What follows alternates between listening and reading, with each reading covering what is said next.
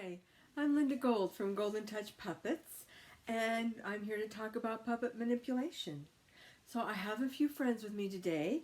We're going to start off with this guy here, and the first thing we're going to show you is breathing. Yeah, puppets need to breathe. Can you see him going up and down just ever so slightly? So you just want to keep him breathing, but at the same time you take a breath, move him up, move him down. Okay? Now the thing about a Golden Touch puppet, which isn't true of all puppets, is that the mouths are made of rubber, so they're very flexible. So that's the next thing I want to show you, that you can make some goofy faces with these guys.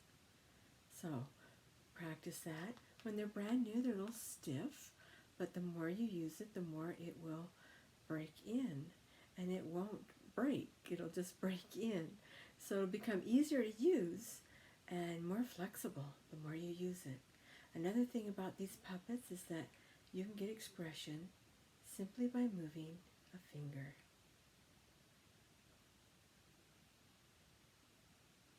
Okay, let's talk about mouth manipulation. When you move the mouth, you want to make sure that you are opening it with each word, with each syllable. You want basically one flap per syllable. Now that doesn't mean you have to open and close for every syllable, but you should give a movement for each syllable. So if I'm talking, I can just go with each syllable here, see? And I open my mouth.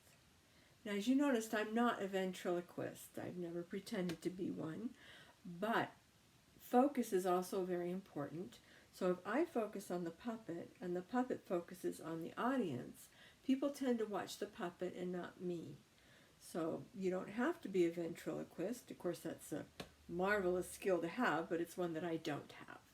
So when you talk with the puppet, just look at the puppet and let the puppet look at the audience.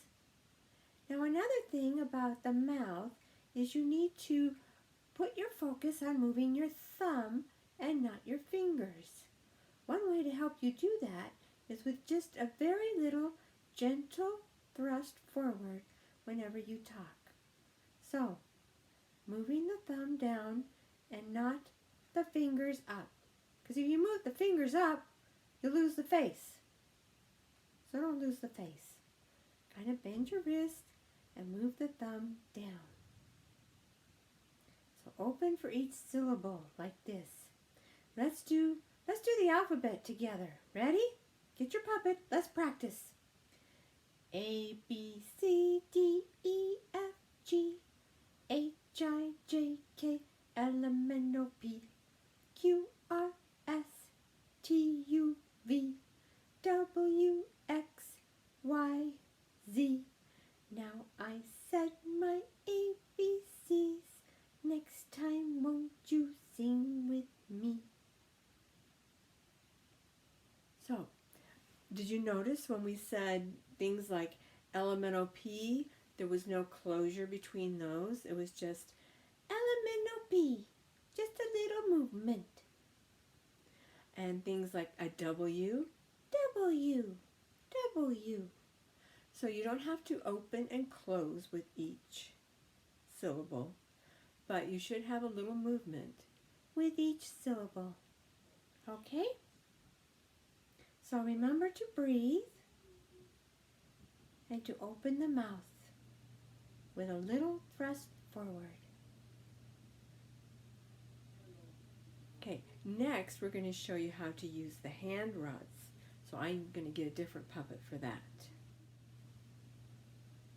So this guy has just one hand rod, and that's pretty easy to do, to move just one hand rod.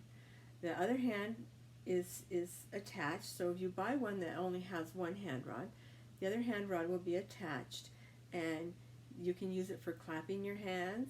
Yay! Yay! You can use the hand rod to fix your hair, to think, to rub your tummy. I'm so hungry. Ooh. So there's all kinds of things you can do. You can wave with it. So one hand rod is really a lot easier than two hand rods. We recommend this hand rod, just one, for ages, 5 to maybe 10. After 10, you could do one hand rod or you could do two hand rods. But I would be 10, at least 8 before you do two hand rods, because it really is much harder.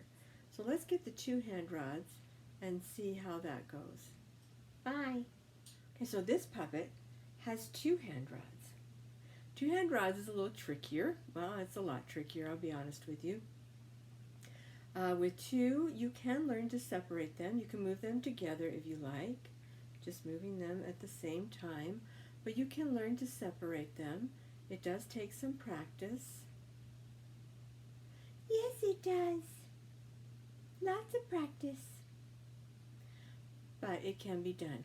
Now, some people hold them like chopsticks.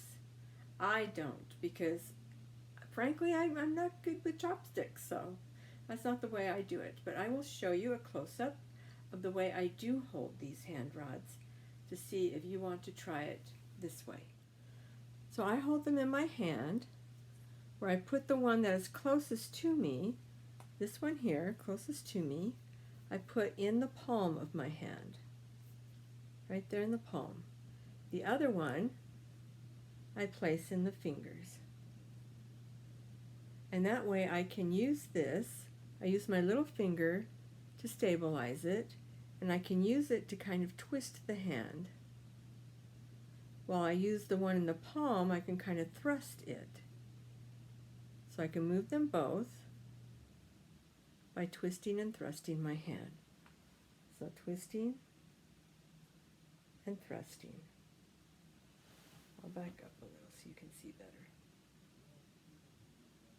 Now, another important thing about the arms is that you keep those elbows pointed out, because if you end up pointing one in, I think I broke my arm.